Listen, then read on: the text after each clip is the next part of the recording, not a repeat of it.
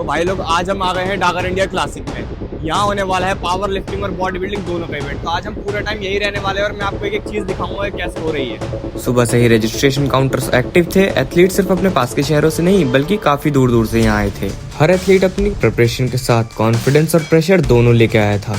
Side में deadlift का competition चल रहा था, लेकिन भीड़ इतनी थी कि वहाँ की वीडियो बनाना ही पॉसिबल नहीं था। रजिस्ट्रेशन कंप्लीट हो चुका था और सभी जजेस सब रेडी थे और अब नेशनल एंथेम के साथ ही कंपटीशन स्टार्ट हो चुका है।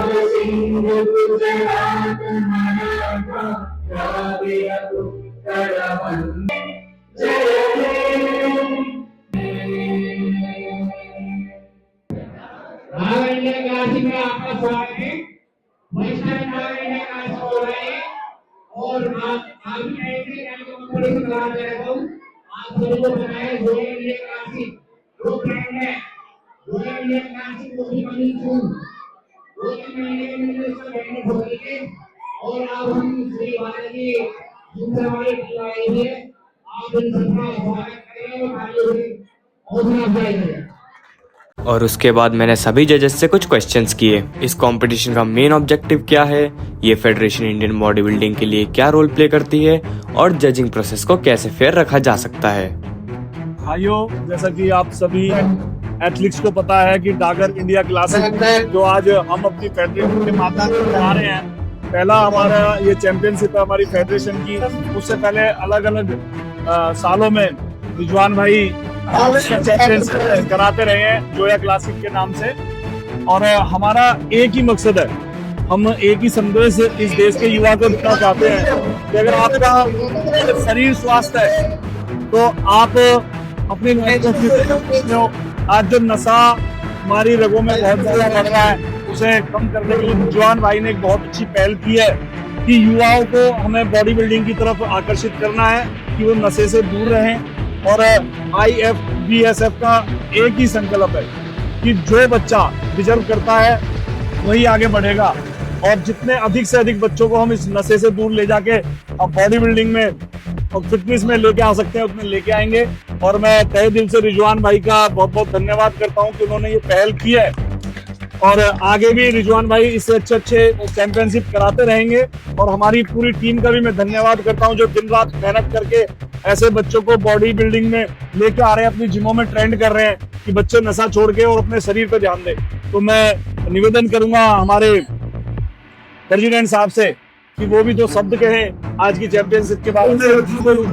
डागर इंडिया क्लासिक जो है हम करा रहे हैं, हमारा कंपटीशन कराने का मकसद यही है हम अच्छी कंपटीशन कराएं, अच्छा कैश प्राइज दें।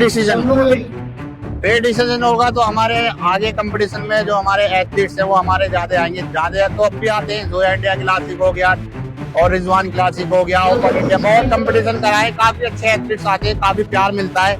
आप देखो यहाँ पे पूरी कॉलोनी के बार दूर दूर से काफी एथलीट आए हुए, अलीगढ़ से, कानपुर से, लखनऊ से, मेरठ से, बुलंदशहर से, बहुत दूर से कंपटीशन खेलने आए हैं। और ऊपर वाले ने चाहा ऐसी आगे हम कंपटीशन आप सभी एथलीट्स को देते रहेंगे और अच्छा डिसीजन होगा, काफी मजा आने वाला है कंपटीशन। इसी के साथ फर्स्ट कैटेगरी स्टेज पर आई, ये थी inter gym body building category. ये कैटेगरी मेरे लिए खास थी क्योंकि इसमें मेरा फ्रेंड जुबेर और सलमान भाई भी थे। ये इन दोनों की लाइफ का पहला कंपटीशन था और जिसमें जुबेर को 4th प्लेस मिली। इसके बाद सभी एथलीट्स को उनकी प्लेसेस के अकॉर्डिंग अवार्ड्स डिस्ट्रीब्यूट किए, फिर सारे VIP गेस्ट को स्टेज पर बुलाया और सभी को एक एक करके अवार्ड्स दिए गए और सभी ने ग्रुप फोटो ली। बैक स्टेज पे जाके देखा तो छोटे छोटे बच्चे भी एथलीट्स को देखकर पोजिंग कर रहे थे। वहीं पर मेन फिजिक के 2 एथलीट्स भी थे जिनकी मैंने कुछ क्लिप शूट करी पोजिंग करते हुए। तभी स्टेज पर डेडलिफ्ट कंपटीशन के विनर्स अनाउंस किए गए। फिर डिस्ट्रीब्यूशन के दौरान एथलीट्स के चेहरों पर खुशी और रिलीफ साफ दिख रही थी। उसके बाद इंटर जिम बॉडी बिल्डिंग की नेक्स्ट वेट कैटेगरी स्टेज पर आई जिसमें थे सलमान भाई और सलमान भाई को इस कैटेगरी में मिली 1st प्लेस।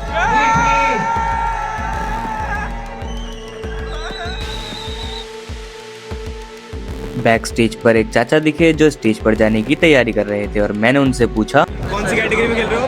मास्टर में। अभी स्टेज पर मेन फिजिक कैटेगरी थी और क्राउड पूरे जोश में था।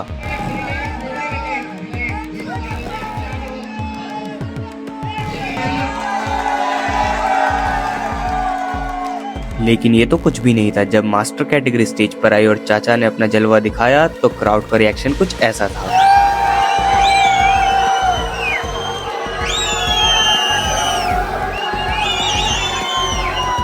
क्राउड तो शांत होने का नाम ही नहीं ले रहा था।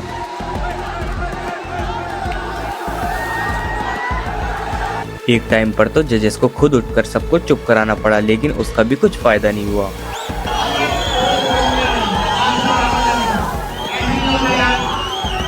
काफी देर बाद क्राउड के थोड़ा शांत होने के बाद जजेस ने अपना डिसीजन लिया और डिसीजन ये था कि चाचा ही विनर रहे।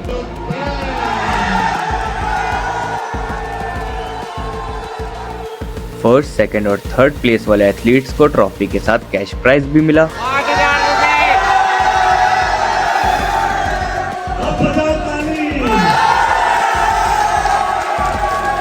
और अब मैन फिजिक में जो भी फर्स्ट आए थे उनका था overall competition. Man physique overall competition से पहले एथलीट से मेरे कुछ क्वेश्चंस थे जो मैंने क्लियर किए। जैसे कि मैंने उनसे पूछा उनकी ट्रेनिंग के बारे में और उनकी इस ट्रेनिंग का सबसे टफ पार्ट उनके लिए क्या रहा। तो उन्होंने मुझसे अपनी जर्नी शेयर की। पिछले 2 महीनों में दिल्ली, नोएडा, लखनऊ, गाजियाबाद और गोवा जैसे शहरों से टाइटल्स जीते। उन्होंने बताया वो टीचर हैं और साथ में ट्रेनर भी। इसी वजह से उनको खुद की ट्रेनिंग के लिए टाइम नहीं मिल पाता और वो सिर्फ 4 से 5 घंटे की नींद ही ले पाते हैं। फिर मैंने पूछा अब तक डिसीजन जो भी रहा हो, क्या आप जजेस के डिसीजन से सेटिस्फाई हो या नहीं। तो उन्होंने कहा अभी तक उन्होंने काफी जगह कॉम्पिटिशन्स खेले हैं, लेकिन यहाँ उन्हें ऐसा कुछ नहीं लगा। डिसीजन एकदम फेयर था और कोई प्रॉब्लम भी नहीं हुई। और अब उनको ओवरऑल के लिए स्टेज पर जाना था और उससे पहले मैंने लिए उनके कुछ पोजेस। और अब चल रहा है मैन फिजिक के ओवरऑल का फाइनल डिसीजन, जहाँ पे अनाउंस होगा कि ये ओवरऑल का विनर कौन रहेगा।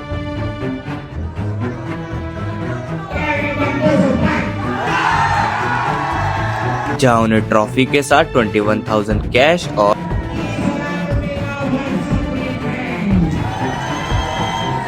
उसके बाद इस शो की पूरी रियलिटी भाई ने स्टेज पर बोल दी सबके सामने। कहीं कहीं होता है मैन फिजिक में कि साइज देके जजिंग दे देते हैं, लेकिन मैन फिजिक का मतलब फिजिक देखते हैं, सेलिब्रेशन देखते हैं। तो कल का डिसीजन बहुत बेहतर रहा और मैं बहुत खुश हूं।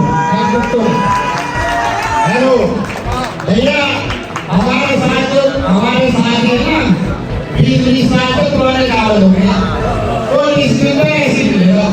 बैक स्टेज पे देखा मैंने असलम मलिक सर को, जो काफी एथलीट्स को ट्रेन कर चुके हैं, और मैंने बिगिनर्स के लिए उनसे कुछ टिप्स ली। आजकल जो बिजनेस एक दिन तो बॉडी एक दिन बॉडी जरूर करती है, वो आपकी मेहनत से लगन से, ठीक है ना। दूसरी बात है कि बॉडी बनाने के लिए आप तभी को शॉर्टकट आता है कि शॉर्टकट जो होता है ना वो हमेशा आपको ना बहुत सोच के लिए लेके जाता है, बहुत ज्यादा परेशानी आती है। तो शॉर्टकट खोलना है और कहीं भी करें आप में जाए अच्छे सर्टिफाइड पास सेकंड्स को डायरेक्ट का वर्कआउट रखा है और सप्लीमेंट पे या उसने अपना टाइम दिया हो अपने मतलब खासकर तो मैं बिगनर से के लिए बोलना चाहता हूँ इससे अच्छे ट्रेनर देख सकते हैं सबने कितना जेन्युइनली करेक्ट क्लियर कर दिया है। तो आज जो जनरेशन जो स्टार्ट कर रहे हैं वो सीधे सर की बात को सुन ले और इसके बाद करें। ये नहीं कि एकदम से एक दिन में बस नहीं होता, सर ने जैसे बोल दिया, लेकिन एक दिन जरूर होता है। उसके बाद स्टार्ट हुआ जूनियर बॉडी बिल्डिंग का ओवरऑल, जिसमें ट्रंक नंबर 202 विनर रहा। और अब स्टार्ट हो चुकी थी सीनियर बॉडी बिल्डिंग कैटेगरी। दोनों ही एथलीट की पोजिंग लेने के बाद जजेस अपना डिसीजन लेने लगे। ये डिसीजन लेने में जजेस को काफी टाइम लग गया, क्योंकि दोनों ही एथलीट्स काफी टक्कर के थे, इसलिए उनको इतना टाइम लगा और उनको फिर से दोबारा पोजिंग के लिए बुलाया गया। लेकिन इस बार जजेस ने बैक डबल वाई से पोज में दोनों के हैमस्ट्रिंग नोटिस कर लिए थे। दोनों ही एथलीट्स की तीसरी बार पोजिंग लेने के बाद जजेस अपने फाइनल डिसीजन पर आ चुके थे और फाइनल डिसीजन ये रहा कि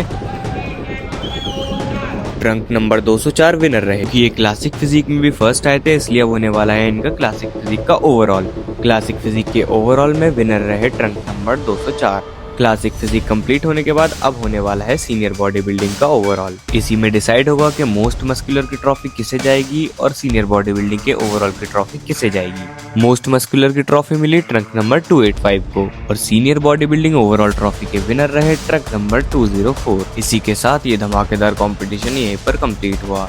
फिर मुझे स्टेज पर बुलाया और प्रोफेशनल वीडियोग्राफर की ट्रॉफी मिली और उसके बाद बाकी के सभी वीआईपी गेस्ट और फेडरेशन के बाकी टीम मेंबर्स को अवार्ड्स डिस्ट्रीब्यूट किए गए और सभी ने साथ में ग्रुप फोटो ली। तो दोस्तों ये था Dagar India classic body building competition. Video पसंद आई हो तो शेयर करना और लाइक सब्सक्राइब करना मत भूलना।